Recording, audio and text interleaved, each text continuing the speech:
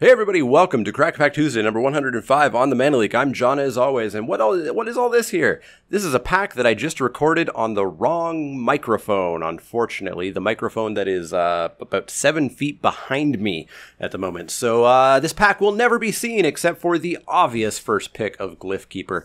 But I do have another pack that we're going to crack open and record on the correct microphone and see what we would take pack one, pick one if this was a draft.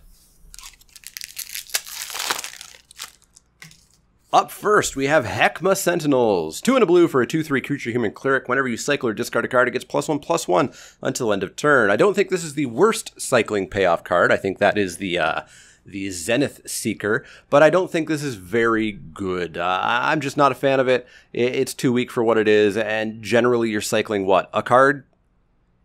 Maybe 2, but I'd be shocked if you were doing 2. So it's basically a 3/4 for 3 sometimes, which is just not good enough for me.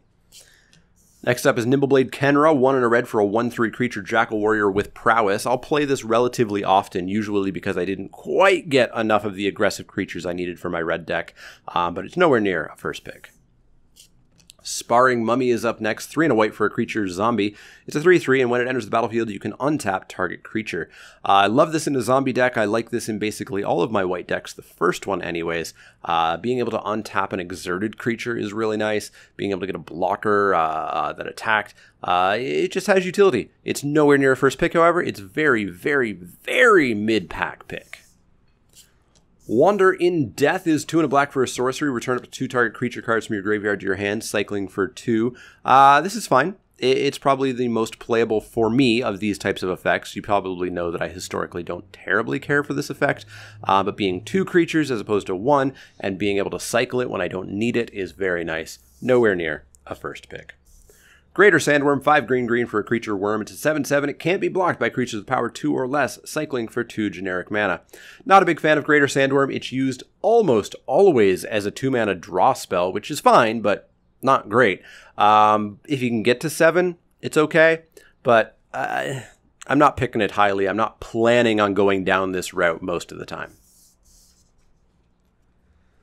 Oashra Cultivator, single green mana for a creature human druid. It's an 0/3, pay 2 and a green, tap it, sack it, go into your library and find yourself a basic land and put it onto the battlefield tapped.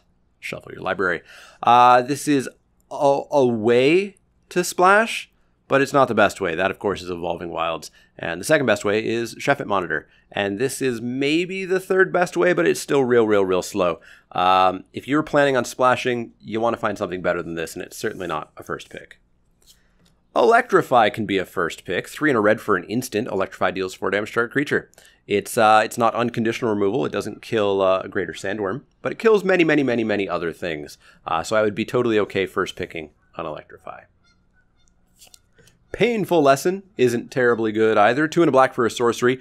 Target player draws 2 cards and loses 2 life. It's a fine card. Sign in Blood is often playable enough.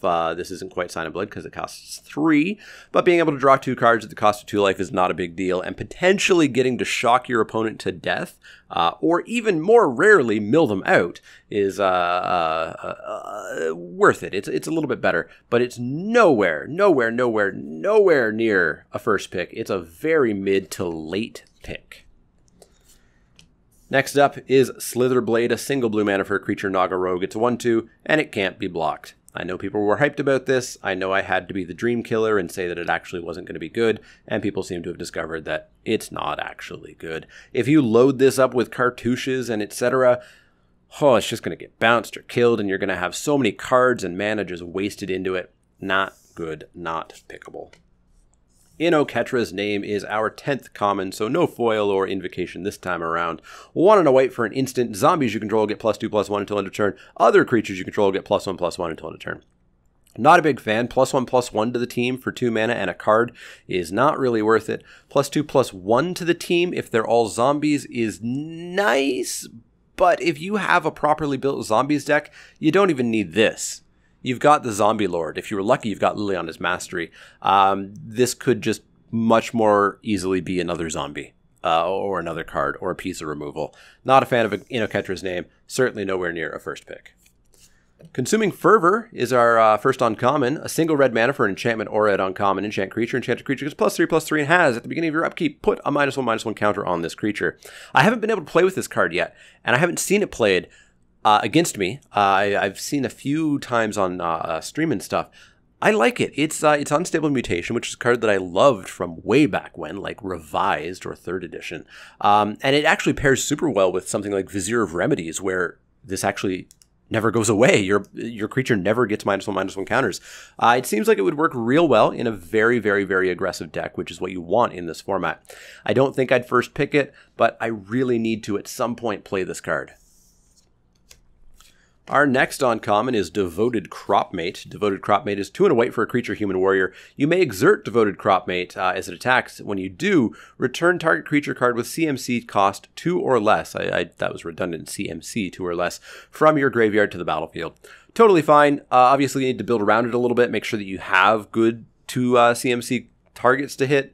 I don't think we opened 1 this pack. We have a Nimbleblade Kenra, not really great.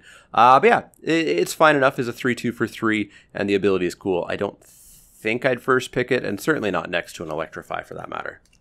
Our final uncommon is Defiant Great Maw. 2 and a green for a creature hippo. It's a 4/5. When it enters the battlefield, put 2 -1/-1 counters on target creature you control. Whenever you put 1 or more -1/-1 counters on Defiant Great Maw, remove a -1/-1 counter from another target creature you control. So you could make this a 2/3 and immediately take some counters off something else. You could make something else a 2/3, and then you have a 4/5 for 3, which is pretty good. It's got some utility here. I've never quite seen it go super off, however. The -1/-1 counters deck is interesting because it seems powerful, but it never seems to go off. I think sequencing is extremely important, and drawing the cards and playing the cards in the exact right order is really important for that deck. I'm not sure if I'd first pick a Great Maw. Again, certainly not against an Electrify. We can keep the Great Maw and the Cropmate in the picture for now, but I think Electrify is still the clear winner. Our rare is Harsh Mentor. 1 and a red for a creature human cleric. It's a 2/2, and it has kind of flavor text for the draft format. Whenever an opponent activates an ability of an artifact, creature, or land on the battlefield, if it isn't a mana ability, Harsh Mentor deals 2 damage to that player.